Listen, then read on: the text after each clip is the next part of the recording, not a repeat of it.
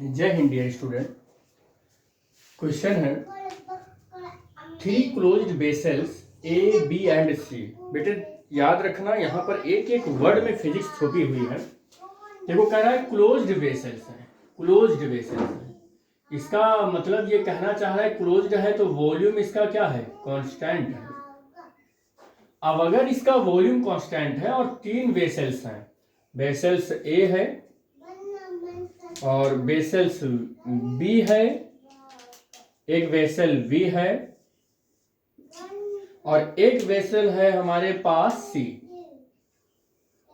ये हमारे पास three vessel है, A B C are at the same temperature. जो जो फिजिक्स कह रहा है उसको आप करते चलो। कह रहा है इसका भी टेम्परेचर टी, इसका भी टेम्परेचर टी, इसका भी टेम्परेचर टी। कह रहा है कि T contains the gas which obey the मैक्सवेलियन distribution. अब मैक्सवेलियन डिस्ट्रीब्यूशन वेलोसिटी क्या होती है बेटे, तो एक होता है v और R M S root mean square velocity, और ये कितना होता है 3kBT/m। और फिर होता है v एवरेज, एवरेज वेलोसिटी, और जो कितना होता है 8kBT/m। और v मोस्ट प्रोबेबल होता है जो वो होता है 2kBT/m। यहां पर k जो है बोल्ट्जमान कांस्टेंट है, t एब्सोल्यूट टेम्परेचर है, m जो है वो किसी एक मॉलिक्यूल का मास है। अब यहां पर ये VRMS, V बार और VMP, इन तीनों वेलोसिटी को हम लोग क्या बोलते हैं कि मैक्सवेलियन डिस्ट्रीब्यूशन ऑफ द वेलोसिटीज। ठीक है। कह रहा है कि वेसल ए कंटेन्स O2।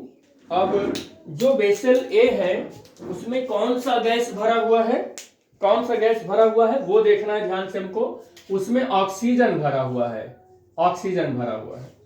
दूसरे वाले में कौन सा, बी वाले में बी ओनली N2, इसमें क्या भरा हुआ है, केवल N2 भरा हुआ है। और C is the C a mixture of equal quantity of O2 and N2। कह रहा है ना कि C में O2 जितना है उतना ही वॉल्यूम हमारा किसका है, N2 का है। दोनों का वॉल्यूम हमारा इक्वल है, ये मिक्सचर भरा हुआ है C वाले में, लेकिन टेम्परेचर सबका सेम ही है। ABC ये तीनों कंटेनर हो गए। If the average speed of the O2 molecule, O2 molecule की जो एवरेज स्पीड है ये वाली जो V बार है वो क्या है, वो V1 है। किसके इक्वल है, वो V1 है। जितना गिवन है वही लिखते हैं।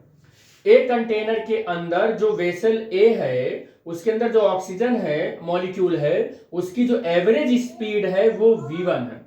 यानी कि V1 अगर हम ध्यान से देखें तो वो किसके प्रोपोर्शनल है, under root absolute temperature T के, इसके। अब आगे क्या कह रहा है कि that of the N2 molecule in the vessel V is V2।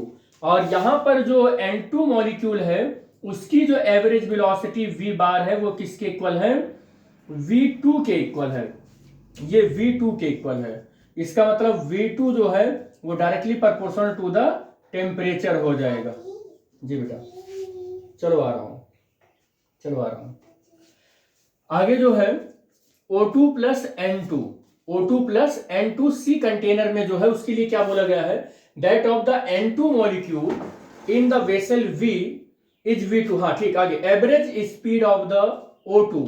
कह रहा है कि जो एवरेज स्पीड ऑफ O2 है molecule in the vessel C के अंदर जो O2 है उसकी एवरेज स्पीड क्या होगी बेटे। अब आप देख रहे हो कि जो आपकी एवरेज स्पीड है, average speed is the function of the temperature. It means that the average speed of the O2 molecule in the container A is directly proportional to the root of absolute temperature। Absolute temperature की root के directly proportional है। अब अगर temperature change होगा तभी average speed change होगा।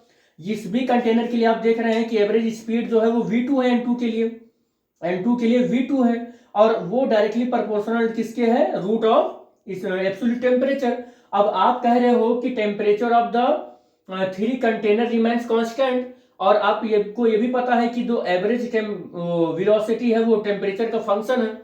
जब आप टेम्परेचर चेंज ही नहीं कर रहे हो, इसमें भले ही आप मिक्सचर भर रखे हो N2 और O2 का, लेकिन टेम्परेचर चेंज ही नहीं कर रहे हो, तो O2 की जो एवरेज वेलोसिटी है, O2 की जो एवरेज वेलोसिटी है, वो आपका एवरेज वेलोसिटी जो है वो V1 के इक्वल ही होगा। किसके इक्वल होगा? V1 के इक्वल ही होगा इस कंटेनर के अंदर। और जो आपका N2 का एवरेज वेलोसिटी है वो V2 के इक्वल ही होगा, V2 के इक्वल ही होगा। अगर आप टेम्परेचर चेंज करते तो उसके अकॉर्डिंग, फिर कंडीशन के अकॉर्डिंग वो चेंज हो जाता। तो आपका जो क्वेश्चन है, क्वेश्चन ये है, the average speed of the O2 molecule in the container C, container C के अंदर वो वेलोसिटी, जो एवरेज वेलोसिटी है वो क्या हो जाएगा? तो आपका कितना हो जाएगा? V1 ही रहने वाला है, V1 ही रहने वाला है। That is the correct option of this question.